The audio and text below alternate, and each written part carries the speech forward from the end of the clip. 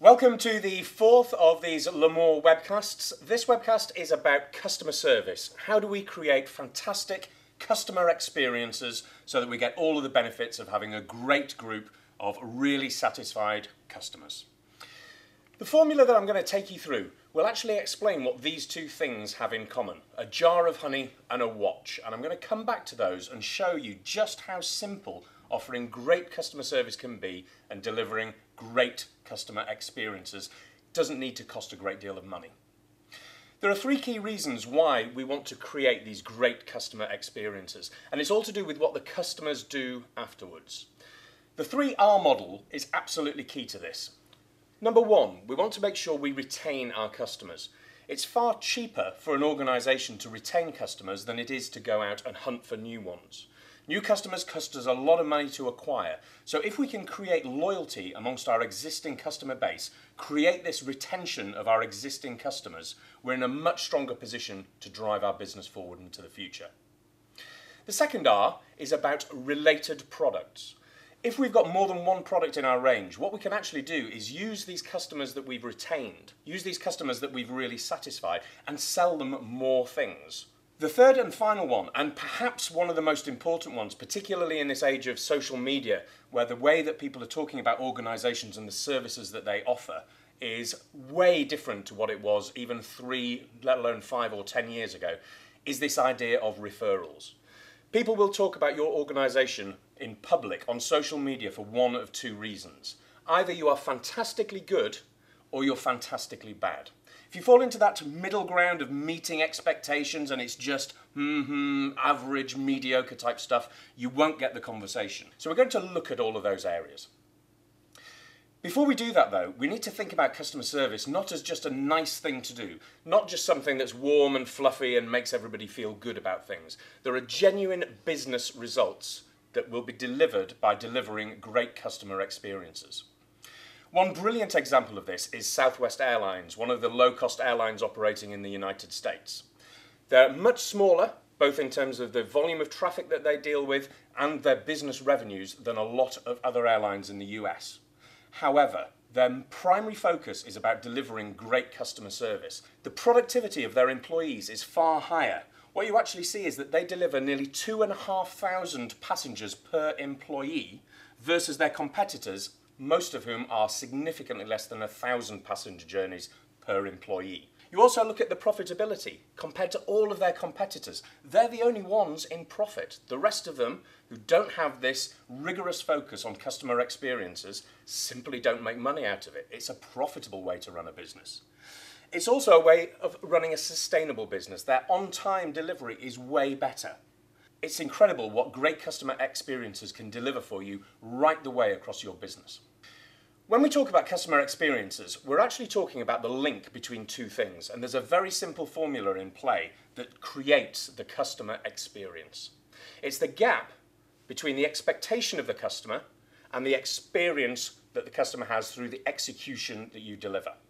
If you have a very high level of expectation amongst your customers, you're going to have to work incredibly hard to be able to deliver the execution that will mean they have a great experience working with you.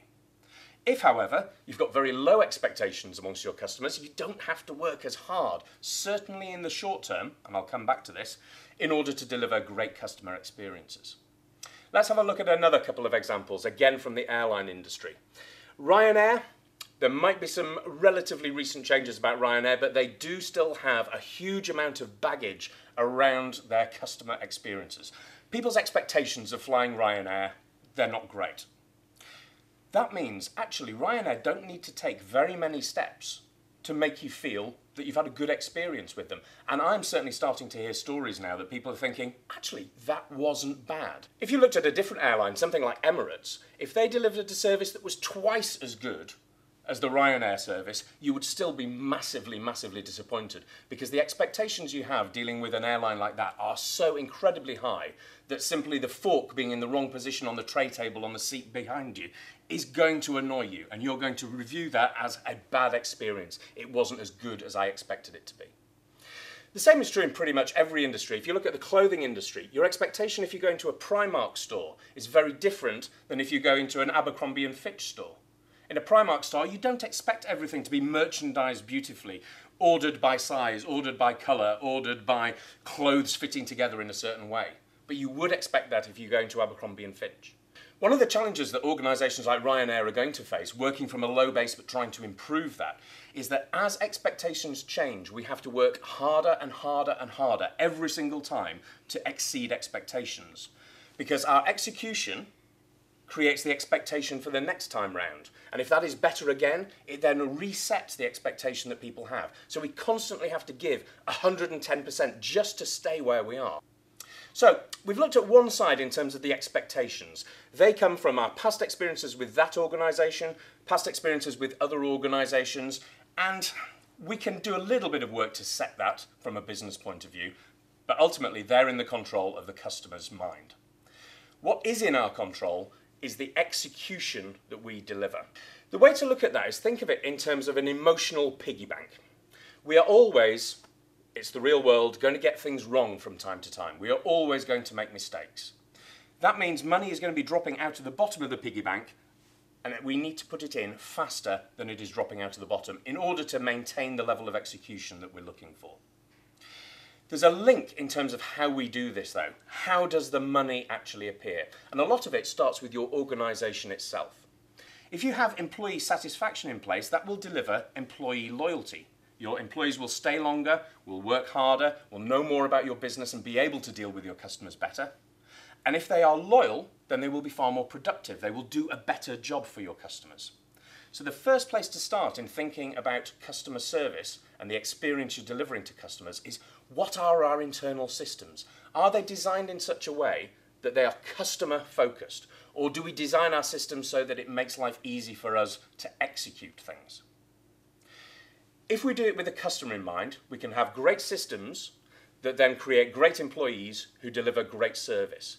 The last thing we want to do is do the opposite. Create a system that makes unhappy employees who then will deliver poor service. Because then you face the situation where you get organisations putting up signs like this. In some places, you need to put signs up like these, but you see it in so many places where it is almost inevitable. Everybody knows that customers are going to be unhappy with the service they receive. So you have to warn people not to misbehave on the back of bad customer service that you know you're delivering to somebody. That's the bad side of it. Let's look at the good side now. How do we know when we're delivering great customer service? One of the key measures is to look at what we call the Net Promoter Score. This is often much misunderstood. The Net Promoter Score actually takes that data, usually on a scale of 1 to 10, and does some analysis with it. What it talks about is the difference between people who detract from your organisation, those people who will whinge and moan and complain, perhaps on social media, perhaps just to their friends, about the service they've received from you, versus those people who will actually actively go out and say great things about you.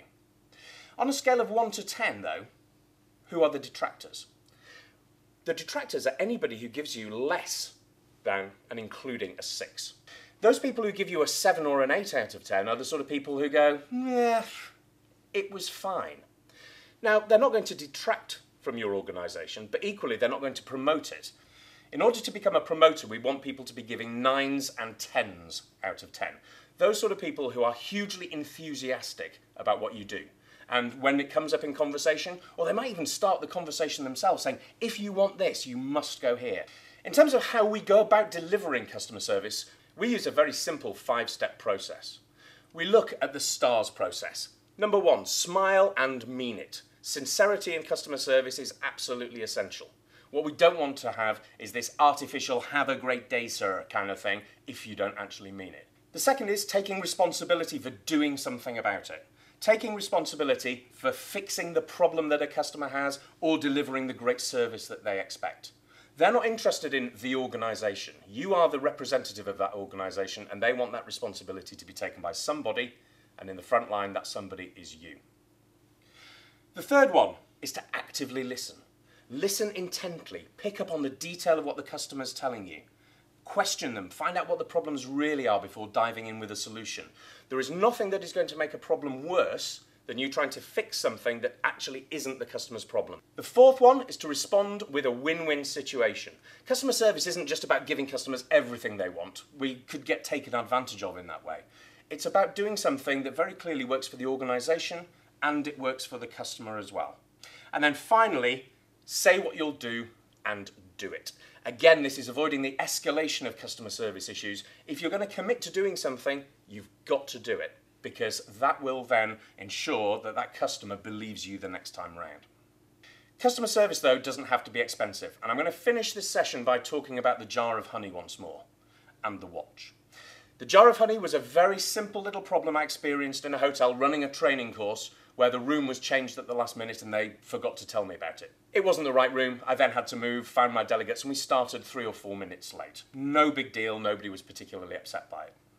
I got a handwritten note, though, and this handwritten note was accompanied by a jar of honey, and it said, "Dear Mr. Roskrow, we are really sorry about the inconvenience that was caused this morning." Very simple thing, very low cost thing, but it made me feel good about that organisation. The watch example was another one. I arrived late at a hotel one night, I'd forgotten something. I had to go back home, which was 2.5-hour drive there and back. Got back to the hotel and I got a tap on the watch from the girl at reception who said, "You've been speeding, haven't you?"